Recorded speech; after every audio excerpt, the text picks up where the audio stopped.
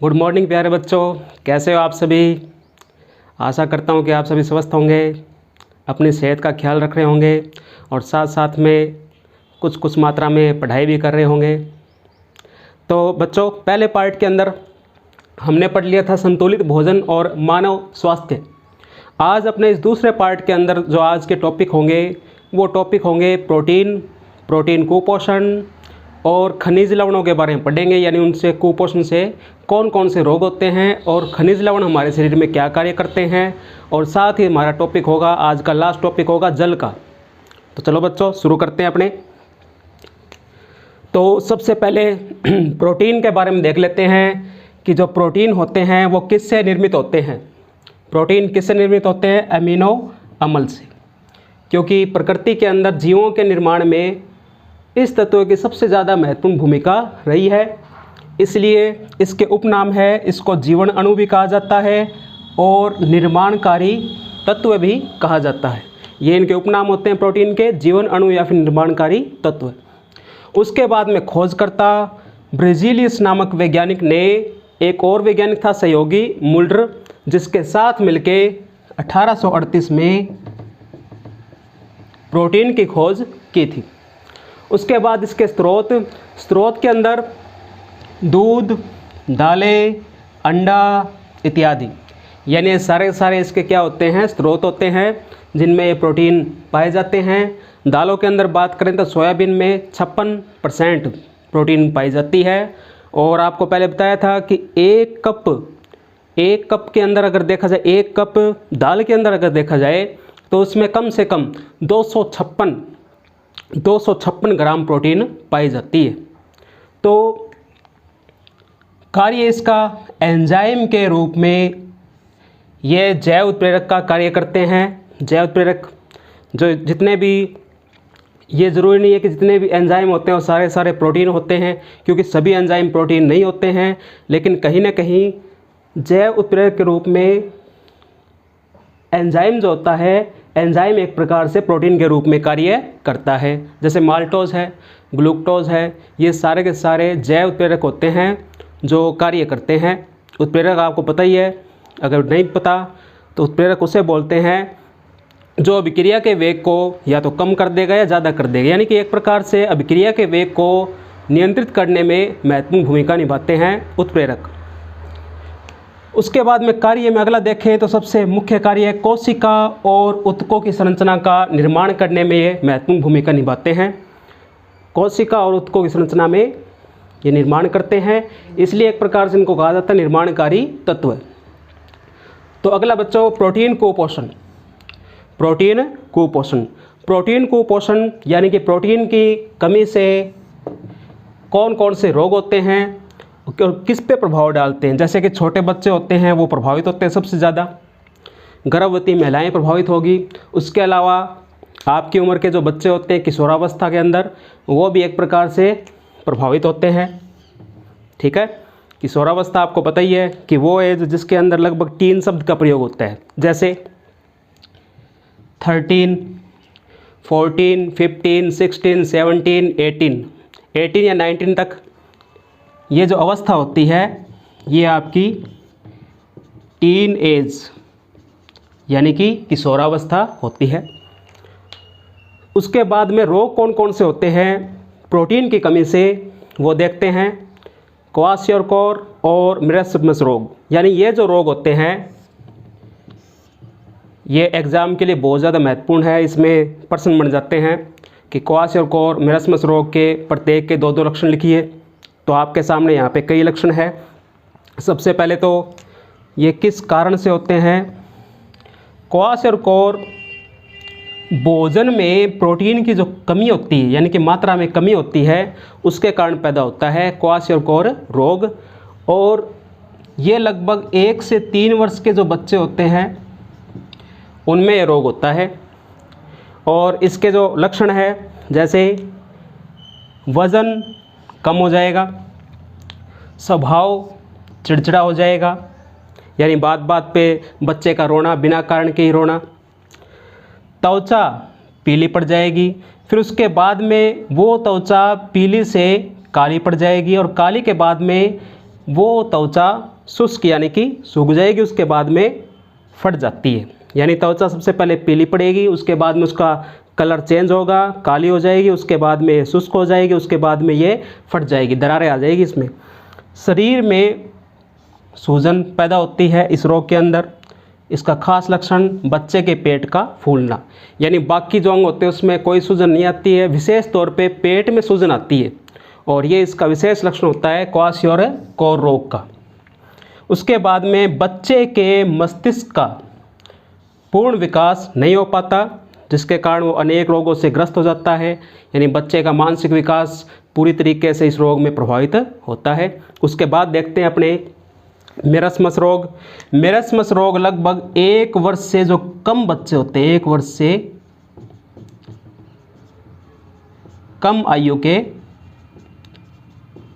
शिशु बोल सकते हैं इनको, शिशुओं में होता है। और कारण क्या है? प्रोटीन के अलावा वसा की और कार्बोहाइड्रेट की, वसा की और कार्बोहाइड्रेट की मात्रा में कमी हो जाती है। यानी कि जो अपने को खाद्य ऊर्जा मिलनी चाहिए, बच्चों को खाद्य ऊर्जा मिलनी चाहिए, उसमें एक प्रकार से कमी आ जाती है, जिसके कारण मेरस्मस रोग पैदा हो जाता है। लक्षण देखिए इसके, अस्थियां दिखाई देने लग जाती है, यानी एक प्रकार से बच्चा हड्डियों का ढांचा बन जाता है। उसके बाद में मांसपेशियां कमज़ोर हो जाती है, यानी शरीर की जो मांसपेशियां होगी वो कमज़ोर हो जाएगी, उसमें एक प्रकार से दुर्बलता आ जाएगी। आंखें कांतिहीन, यानी आँखों में हल्का सा पीलापन भी होगा। उसके बाद अंदर की ओर धंस जाती है, यानी कि आंखें अंदर की ओर क्या हो जाएगी? धंस जाएगी। जो एक प्रकार से अपने बोलते हैं कि डार्क सर्कल हो जाते हैं कई बार आँख के बिल्कुल यहाँ पे किनारों पे, तो वो एक प्रकार से मेरस्मस रोग के लक्षण होते हैं। कुछ एक लक्षण बड़ों में भी दिखाई देते हैं, लेकिन यहाँ पे बात कर रहे हैं अपने छोटी उम्र के शिशुओं के लिए। उसके बाद टांगे और भुजाएं ये पतली हो जाती है, क्योंकि मांसपेशियां अगर दुर्बल होगी, कमज़ोर होगी तो सीधा प्रभाव इन पर भी पड़ेगा। उसके बाद में चेहरा झुर्रीदार हो जाता है और सूख जाता है, चेहरा झुर्रीदार हो जाएगा और सूख जाएगा। इसलिए इन रोगों को क्वाशियोर में जो प्रमुख रोग होता है वो होता है डायरिया, यानी बच्चे के शरीर में पानी की कमी हो जाएगी, दस्त लगने उसको शुरू हो जाएंगे। और क्वाशियोर जन्म देता है एक और रोग जिसको बोलते हैं डायरिया रोग। उसके बाद में मेरस्मस रोग। मेरस्मस रोग के अंदर अगर चेहरा झुर्रीदार होता है, सूख जाता है, तो इसको बोलते हैं सूखा रोग। क्या बोलते हैं बच्चों? सूखा रोग। ये अपने एक बार पहले पढ़ा था, जिसमें हड्डियां कमज़ोर हो जाती है, रिकेट्स रोग होता है, उसमें बच्चों का सूखा रोग भी बोलते हैं। लेकिन यहाँ पे अपने बात चेहरे से संबंधित है। चेहरा झुर्रीदार होगा, उसके बाद में सूख जाएगा, यानी त्वचा में वो नमी नहीं रहेगी, वो आर्द्रता नहीं रहेगी, जो गीलापन होता है एक प्रकार से शुष्कता आ जाएगी, सूखी हो जाएगी, जिसके कारण सूखा रोग पैदा हो जाता है।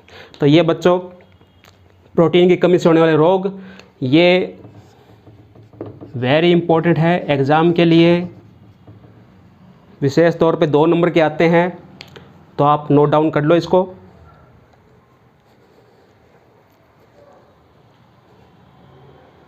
पढ़ते हैं खनिज लवण शारीरिक क्रियाओं के संचालन के लिए आवश्यक होते हैं। सोडियम और पोटेशियम खनिज लवण, कैल्शियम, फास्फोरस, आयरन और आयोडीन, जिसको सोडियम को डिनोट करते हैं अपने Na से, यानी कि परमाणु प्रतीक के द्वारा ये इसका होता है। और पोटेशियम को K से, कैल्शियम को Ca से, फास्फोरस को P से। आयरन यानी कि फेरस और आयोडीन यानी कि इसको I से डिनोट किया जाता है। उसके बाद में अपने अगर इसके प्राप्ति के स्रोत देखें तो लगभग सभी खाद्य पदार्थों में पाए जाते हैं। जैसे अपने बात करें नमक की, साधारण नमक की, भोजन वाले नमक की, जैसे आयोडीन पाया जाता है समुद्री नमक के अंदर, समुद्री जीव जंतु होते हैं, समुद्री मछलियाँ होती है उसके अंदर पाया जाता है। बाकी आयरन पाया जाता है हरी सब्जियों में, जैसे पालक वगैरह में पाया जाता है।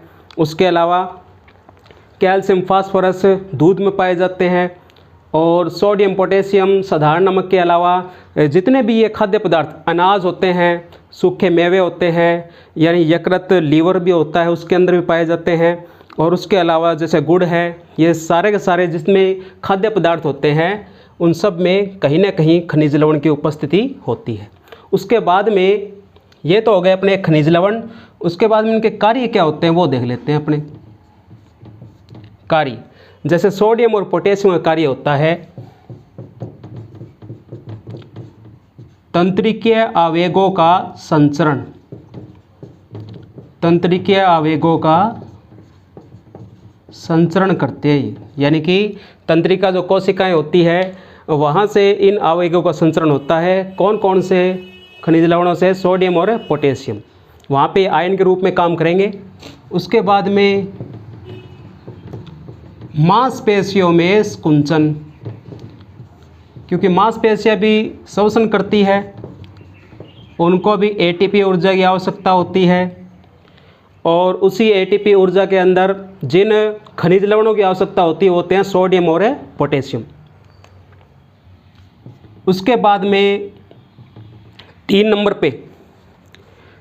पे देखा जाए तो शरीर का विद्युत अपघटन। शरीर का विद्युत अपघटन यानी कि शारीरिक जो क्रियाएं होती है वो एक प्रकार से रासायनिक क्रियाएं भी होती है, जैसे भोजन का पाचन, क्योंकि भोजन भी सरल पदार्थों से, जो सरल पदार्थ होते हैं उसमें चेंज हो जाता है। पहले जटिल पदार्थ होते हैं जैसे कार्बोहाइड्रेट, प्रोटीन, वसा, विटामिन, ये जो सारे के सारे होते हैं ये आगे जाके सरल पदार्थों में बदल जाते हैं। और इसमें एक प्रकार से जो शारीरिक क्रिया होती है, रासायनिक क्रिया होती है, उसको कहते हैं शरीर का विद्युत अपघटन। जैसे जल है, जल जैसी शारीरिक क्रियाएँ करेगा, रासायनिक क्रियाएँ करेगा, तो ये 2 भागों में बढ़ जाएगा, यानी हाइड्रोजन और ऑक्सीजन अलग अलग हो जाएगी। ठीक है, एक प्रकार से इनका अपघटन हो जाता है। उसके बाद कैल्शियम फास्फोरस, यानी कि सोडियम पोटेशियम का ये एक ही कार्य होते हैं, दोनों ही लवणों के एक ही कार्य होते हैं। आप चाहे सोडियम में याद करो तो भी ये कार्य होगा, और पोटेशियम में याद करोगे तब भी ये तीनों के तीनों कार्य होंगे। उसके अलावा कैल्शियम और फास्फोरस, इन दोनों को एक साथ इसलिए लिखा है ताकि इनके जो कार्य होते हैं वो लगभग एक जैसे होते हैं। कार्य इसका क्या होता है अभी? विटामिन डी के साथ मिलकर, कौन से विटामिन के कारण? विटामिन डी के कारण के साथ ये मिलकर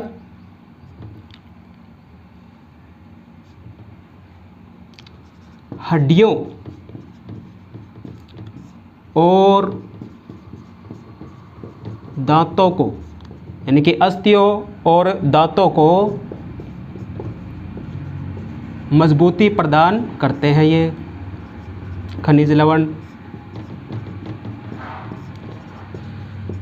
आई बात समझ में बच्चों? विटामिन डी के साथ ये मिलेंगे, उसके बाद में हड्डियों और दांतों को मजबूती प्रदान करेंगे। कौन? कैल्शियम और फास्फोरस। ठीक है, तो ये इसके कार्य हो गए दोनों के। उसके बाद में आयरन यानी कि लोह तत्व है। खनिज लवणों में सबसे ज़्यादा इम्पोर्टेंट ये माना जाता है, कई बार छोटे जो प्रश्न बनते हैं 1 नंबर के वो इसमें से बनते हैं अभी। तो मानव रक्त लाल रंग का होता है, पता है सबको? मानव रक्त का जो रंग होता है वो कैसा होता है? लाल होता है। मानव रक्त का रंग लाल।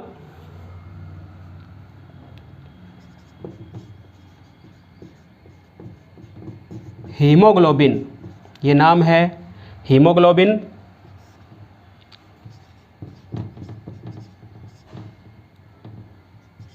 वर्णक के निर्माण में भूमिका होती है इसकी।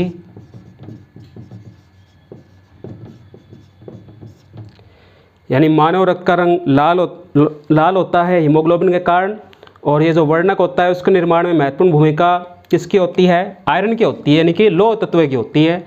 हीमोग्लोबिन में अगर पूछा जाए कि कौन सा खनिज लवण पाया जाता है तो आपको नाम लेना है आयरन, यानी कि लोह तत्व, यानी कि फेरस। और अगर हीमोग्लोबिन की कमी हो जाती है तो एक रोग हो जाता है, उसको बोलते हैं एनीमिया रोग। रक्ता अल्पता रोग इसको हिंदी में कहा जाता है। यानी हीमोग्लोबिन जो वर्णक होता है, हीमोग्लोबिन जो प्रोटीन होती है, उसकी एक प्रकार से कमी हो जाती है, और कमी हो जाएगी तो आरबीसी की कमी होगी, और उस कंडीशन को बोलेंगे अपने एनीमिया रोग। उसके बाद में आयोडीन साधारण नमक में पाया जाता है, क्योंकि अच्छी क्वालिटी के नमक की सबसे विशेष पहचान यही होती है उसमें आयोडीन प्रचुर मात्रा में होगा। तो आयोडीन का प्रमुख काम होता है थायरोक्सिन हार्मोन का निर्माण करना।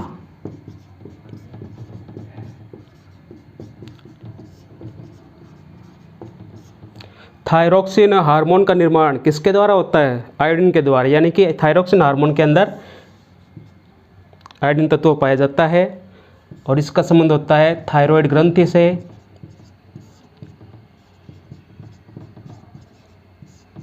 गले में श्वसन नलिका के दोनों तरफ ये पाई जाती है। इसको हिंदी में औटो ग्रंथि भी कहते हैं।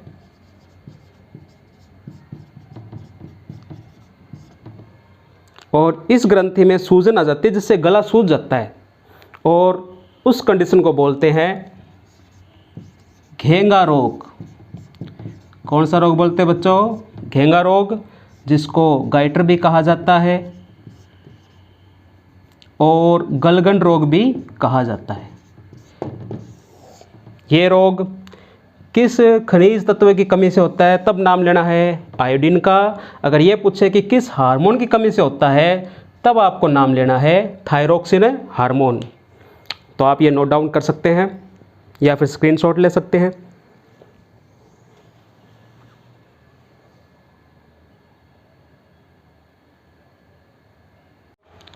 आज का अपना लास्ट टॉपिक है जल। और जल अपने सभी जानते हैं कि H2O होता है, जिसका अनुपात भी आपको देख लो। इसका अनुपात भी कितना होता है? 2:1, यानी कि हाइड्रोजन के 2 परमाणु है, ऑक्सीजन का 1। तो अनुपात कितना हुआ? 2:1। उसके बाद अगर बात करें तो जीव द्रव्य का ये आवश्यक तत्व होता है जल। ठीक है, जीव द्रव्य क्या होता है? ये एक प्रकार का कोशिकीय अंग होता है, कोशिका का पार्ट होता है, जो उत्तेजना, प्रजनन, वृद्धि, अनुकूलन जैसी जो क्रियाएं होती है उसको एक प्रकार से नियंत्रित करता है। उसके बाद में अगर बात करें तो मानव के शरीर में कितने % जल पाया जाता है? शरीर में कितने % जल होगा? 60 से 70%। 60 से 70% जल पाया जाता है शरीर के अंदर, जिसमें अगर अपने बात करें तो 55% जल होता है केवल कोशिकाओं में। 55% जल किस में होता है? केवल कोशिकाओं में होता है। अगर लीटर के हिसाब से बात करें तो कम से कम 20 से 22 लीटर 20 से 22 लीटर जो जल होता है वो कोशिकाओं में होता है केवल। उसके बाद में अगर कुछ बच गया 10 से 15%, वो जो जल पाया जाता है वो रक्त में पाया जाता है, ऊतकों में पाया जाता है, यानी कोशिकाओं के बाहरी जो अंग होते हैं उसके अंदर ये 10 से 15% जल पाया जाता है। उसके बाद में अपने गुण की बात करते हैं कि जल की विशेषताएं क्या होती है, और वो भी कैसे जल की? स्वच्छ जल की। स्वच्छ जल की क्या खास बात होती है? सबसे पहली विशेषता, इसमें सूक्ष्म जीव अनुपस्थित हो, यानी इसमें सूक्ष्म जीव नहीं पाए जाने चाहिए। सूक्ष्म जीव अगर होंगे तो वो जो जल होगा वो स्वच्छ नहीं होगा। उसके बाद में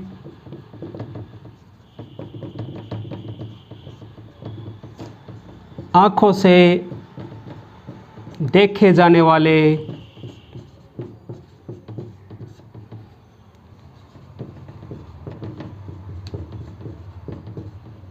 वनस्पतियों के कण नहीं होने चाहिए, यानी जो आँखों से अपने को दिखाई दे रहे हैं ये वनस्पति का कण है, ये किसी भी जो छोटी छोटी वस्तुएं होती है उनके कण यहाँ पे है, तो एक प्रकार से वो जल भी स्वच्छ जल नहीं माना जाएगा। उसके बाद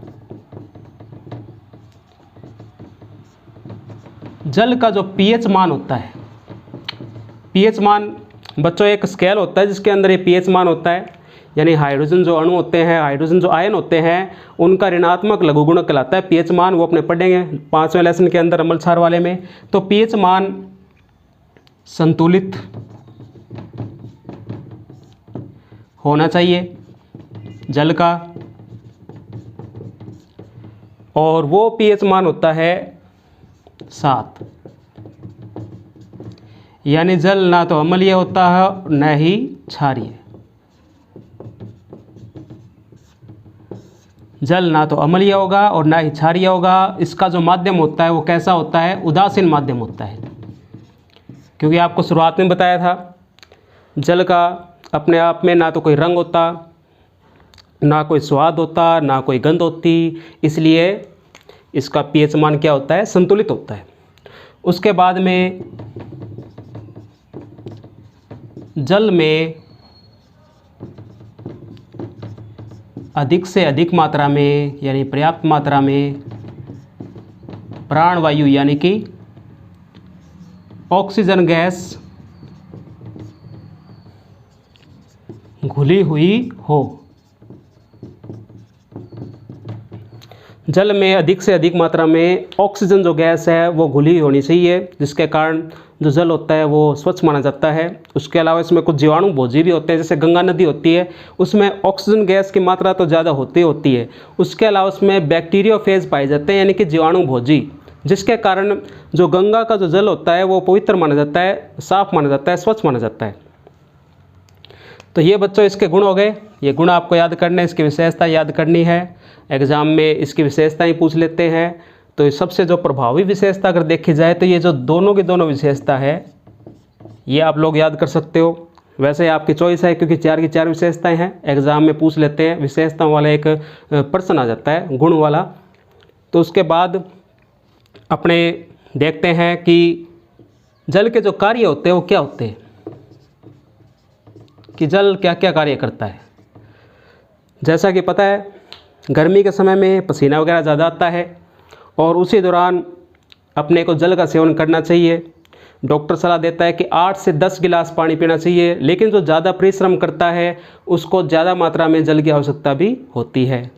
तो अपने यहाँ पे इसके कार्य देखते हैं। कार्य नंबर 1, जल शारीरिक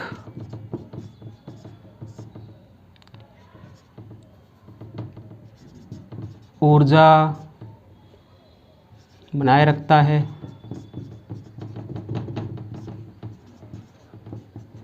एवं इससे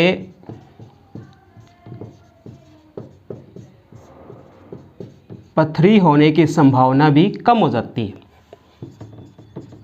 किडनी में पथरी होती है ना कईयों के, तो वो पथरी होने की संभावना भी कम हो जाती है। तो ये होगी इसकी पहली विशेषता। विशेषता नंबर 2, जल शरीर की उपापचय यानी मेटाबॉलिज्म रेट, पाचन संबंधी क्रियाएं, जितनी भी रासायनिक क्रियाएं, श्वसन क्रियाएं, जल शरीर की उपापचय क्रियाओं का क्या करता है? नियंत्रण करता है और संचालन भी करता है। नियंत्रण एवं संचालन करता है क्योंकि ये कोशिकाओं में धारित होती है, और आपको बताया था कि कोशिकाओं में इतने % जल वैसे ही मौजूद होता है। उसके बाद में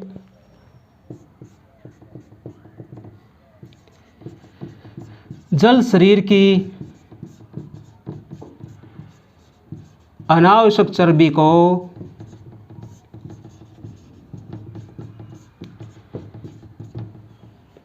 घटाता है,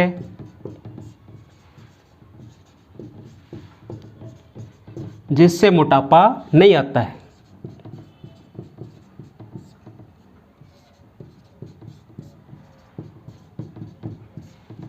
जिससे मोटापा नहीं आएगा।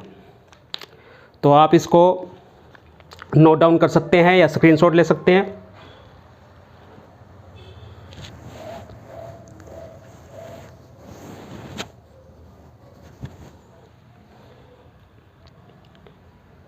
तो उसके बाद में अपने वैसे और भी कार्य होते हैं इसके।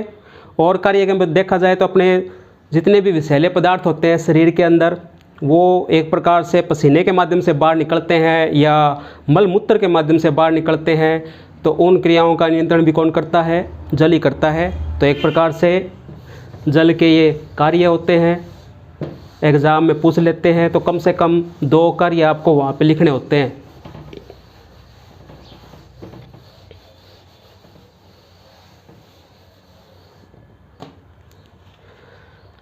अब जल वाला एक जो इसके अंदर रोग पूछते हैं कि जल दूषित जल के कारण कौन कौन से रोग होते हैं, तो वो रोग देखिए, दूषित जल से होने वाले रोग, तो कैटेगरी होती है इसके अलग अलग, जैसे विषाणु जनित रोग, विषाणु जनित रोग, जीवाणु जनित रोग, जो जीवाणुओं के द्वारा होते हैं, प्रोटोजोआ जनित रोग,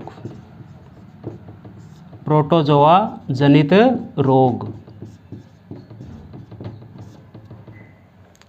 उसके बाद में कर्मी जनित, यानी कि हेलमिंथीज बोलते हैं इसको, ये एक प्रकार का कर्मी होता है, हेलमिंथीज जनित रोग। तो बच्चों 4 प्रकार के रोग होते हैं, विषाणु जनित रोग, जीवाणु जनित रोग, प्रोटोजोआ जनित रोग और कर्मी यानी कि हेलमिंथीज जनित रोग। विषाणु जनित रोगों के अंदर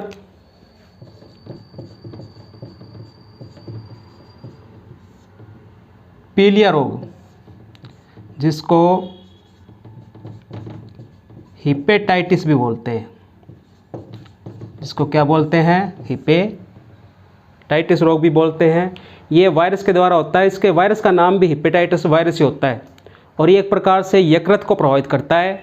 और दूषित जल के कारण जो हिपेटाइटिस जिम्मेदार होते हैं वो होते हैं ए और ई। और वैसे प्रकार देखा जाए हेपेटाइटिस के तो ए, बी, सी, डी और ई, ये 5 प्रकार होते हैं हेपेटाइटिस के। इनमें से जो संक्रमित, जो अस्वच्छ जल से होता है, संक्रमित जल से होता है, वो होते हैं ये वाले हेपेटाइटिस ए और ई। ठीक है, तो ये पीलिया रोग फैलाते हैं। उसके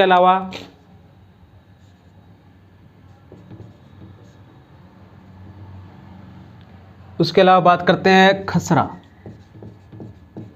तो खसरा भी एक प्रकार से विषाणु के द्वारा होने वाला रोग होता है और ये भी एक प्रकार से संक्रमित जल के कारण होता है, अस्वच्छ जल के कारण होता है, जिसमें मांसपेशियों में दर्द होता है, बुखार आती है। ये भी छोटे बच्चों में होता है। तो उसके बाद में जीवाणु जनित रोग, जीवाणु जनित अगर बात करें तो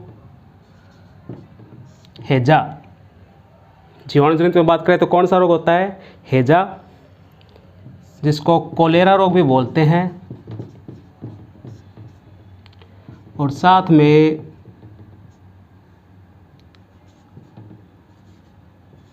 टाइफाइड रोग। ठीक है, ये दोनों के दोनों रोग किससे होते हैं? जीवाणु के द्वारा होते हैं। उसके बाद में प्रोटोजोआ जनित रोग, इसमें पेचिस रोग, लूज मोशन वगैरह जो होते हैं वो इस रोग के दौरान ही होता है। बड़ी आंत के अंदर संक्रमण हो जाता है, जिसके कारण ये पेचिस जो जीवाणु होते हैं, पेचिस जो रोग होते हैं, ये जीवाणुओं को फैलाते हैं। और ये वैसे देखा जाए तो प्रोटोजोआ एक प्रकार ही होता है। और जो बड़ी आंत में जीवाणु रहता है उसका नाम होता है ई कोलाई जीवाणु। उसके बाद में ये फैलाता है मलेरिया रोग, क्योंकि मलेरिया रोग का जो वाहक होता है वो होता है मादा एनाफिलीज मच्छर, और जो प्रोटोजोआ होता है उसका नाम होता है प्लाज्मोडियम। क्या नाम होता है बच्चों? प्लाज्मोडियम। ठीक है, तो ये हो गया इसका रोग। उसके बाद में कर्मी यानी कि हेल्मथीज, सबसे इम्पोर्टेंट ये रोग है। एग्ज़ाम में सीधा ही 1 नंबर का प्रश्न जो बनेगा वो यहाँ से बनेगा, और वो है नारू या फिर बाला रोग, नारू या फिर बाला रोग। और इसके रोगजनक का नाम है, इसके रोगजनक का क्या नाम है बच्चों? ड्रैकनकुलस, ड्रैकनकुलस मैंडीनेंसिस, ड्रैकनकुलस मैंडीनेंसिस इसके रोगजनक का नाम होता है। और ये एक प्रकार का कृमि जनित रोग होता है, और ये रोग भी अस्वच्छ जल के कारण फैलता है, यानी कि त्वचा पे एक छाला बन जाएगा, उस छाले में भयंकर दर्द होगा, उसी में से ही जो मादा लार्वा होती है वो बाहर निकलती है। वैसे मादा लार्वा जो अस्वच्छ जल होता है उसके अंदर अंडे देती है, लेकिन और वो संक्रमण फैलाएगी अपने शरीर के अंदर, और वो छाले के रूप में बाहर निकलेगा, और जिसको फिर उपचार के दौरान कुछ सेंटीमीटर धीरे धीरे निकालते हैं, यानी हफ्ते में थोड़ा थोड़ा उसमें प्रत्येक दिन कुछ कुछ सेंटीमीटर उस घाव से उसको निकालना पड़ता है, और असहनीय पीड़ा होती है इस रोग के दौरान, जिसका नाम होता है ड्रैकनकुलस मैंडीनेंसिस। तो पेपर में एग्ज़ाम के अंदर क्या पूछेंगे, ये 1 नंबर का प्रश्न यहाँ से बनता है कि रोगजनक का नाम बताइए, तो आपको ये नाम लिखना है ड्रैकनकुलस मैंडीनेंसिस। और इन दोनों में से कौन सा नाम भी आ सकता है? बाला रोग भी आ सकता है, और या फिर नारू रोग भी आ सकता है, क्योंकि एग्ज़ाम के अंदर थोड़ी बहुत भाषा घुमा दी जाती है, और लेकिन उत्तर वही रहता है। ठीक है, तो आप इसको नोट डाउन कर सकते हैं बच्चों।